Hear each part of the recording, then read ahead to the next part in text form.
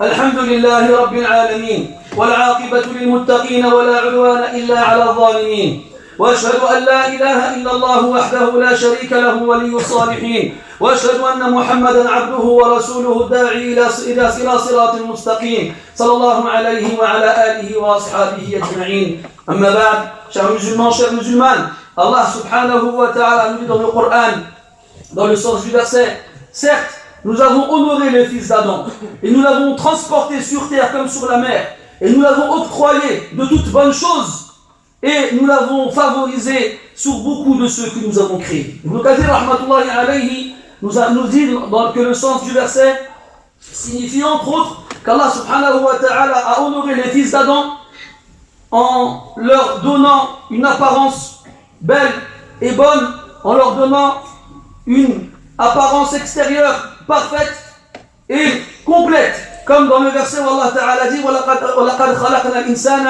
فِي أَحْسَنِ تَقْوِيمٍ. De la meilleure façon, nous avons créé l'être humain. Et ce qu'il y a de plus important chez l'être humain, en son fort intérieur, ce qui n'est pas visible aux yeux des gens et ce qui n'est pas invisible à Allah subhanahu wa ta'ala, c'est bien son cœur. C'est pour cela qu'Allah tabaraka wa ta'ala y a porté son attention. Et c'est la chose à laquelle il fait le plus attention. Comme le prophète a dit sallallahu alayhi wa sallam, certes, Allah ne regarde pas vos apparences ni votre corpulence, mais il regarde vos actions et vos cœurs. Et le cœur est le chef de tous les membres du corps. Si le cœur est droit, alors les autres membres le seront. Si à l'inverse, il est tordu, alors le reste le sera aussi. Le prophète a dit sallallahu alayhi wa sallam, il y a dans le corps un morceau de chair, s'il est bon, le reste du corps le sera. Et s'il est mauvais, alors le reste du corps aussi le sera. Il s'agit certes du cœur. Quant à l'être humain, la partie de son corps qui a le plus d'importance pour lui, c'est son visage.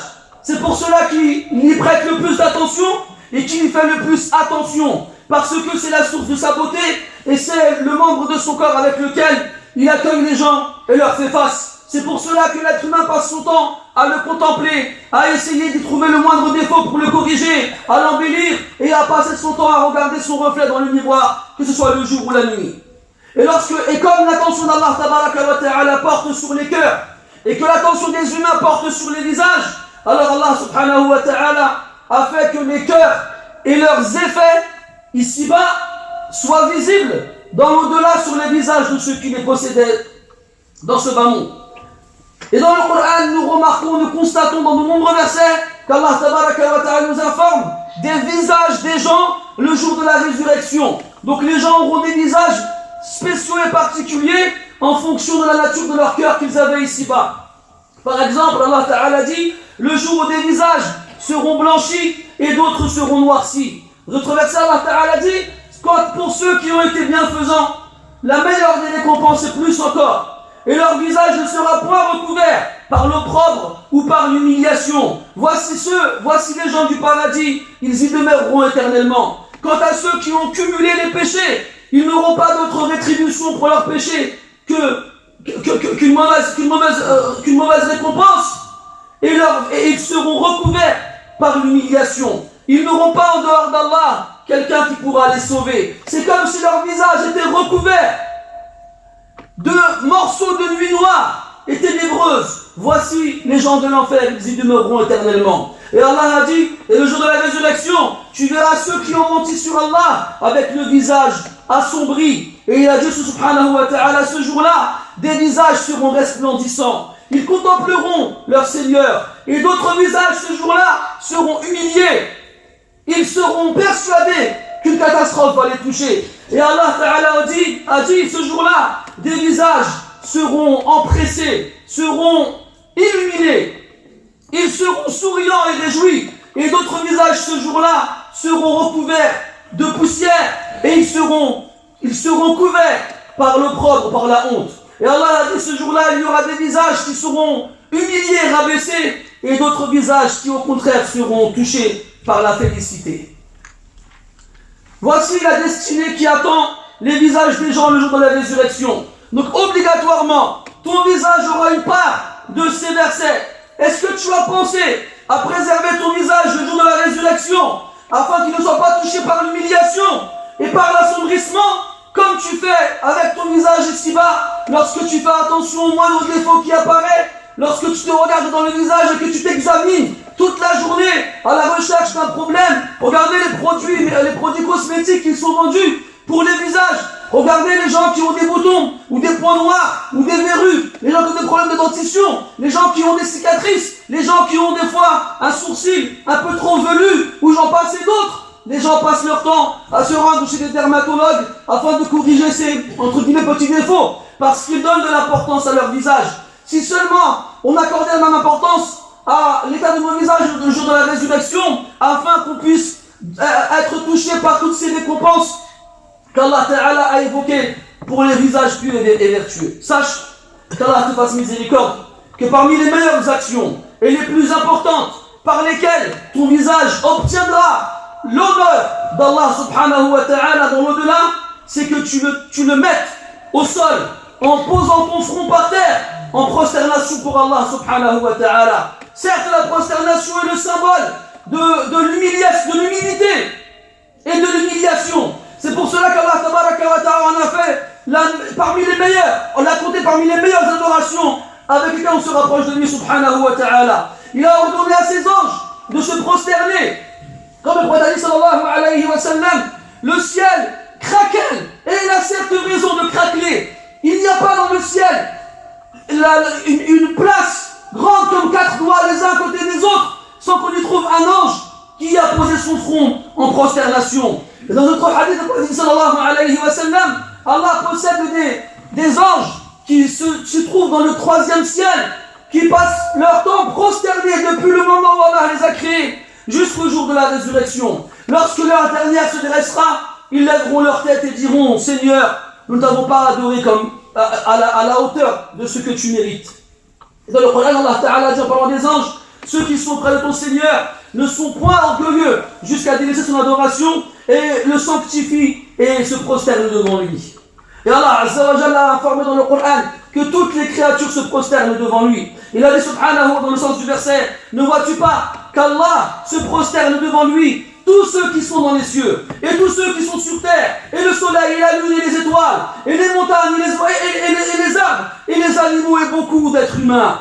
Et Allah Ta'ala a informé que la prosternation fait partie des attributs de ses serviteurs pieux et vertueux. Il a dit subhanahu, ceux à qui la science a été donnée auparavant, lorsqu'on leur lit le Coran, ils plongent en prosternation sur leur menton. Et il a dit, lorsqu'on leur récite les signes du miséricordieux, ils se jettent au sol prosternés et en pleurant. Et il a dit, et ceux qui passent leur nuit pour leur Seigneur, prosternés et inclinés. Et il a dit, tu les vois inclinés, prosternés, ils recherchent l'agrément de leur Seigneur et satisfaction. Les traces de la prosternation sont visibles sur leur visage.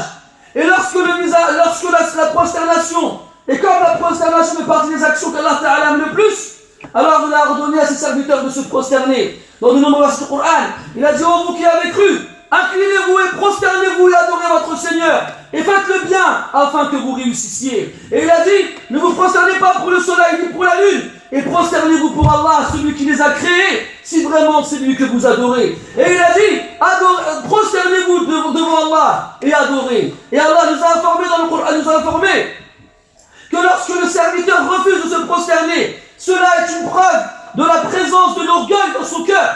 Et c'est certes la pire des caractéristiques qu'une personne peut avoir. Allah a dit de Iblis, et les anges se prosternèrent tous ensemble, sauf Iblis qui refusa et fit preuve d'orgueil, et ainsi se trouva parmi les mécréants. Et Allah a dit en parlant des croyants, certes, croient en nos signes, ceux qui lorsqu'on leur rappelle se plongent en prosternation et sanctifient leur Seigneur en le louant et ne font point preuve d'orgueil. Donc lorsque tu vois quelqu'un d'orgueilleux, eh bien sache que c'est quelqu'un qui prie très peu ou qui ne prie pas du tout.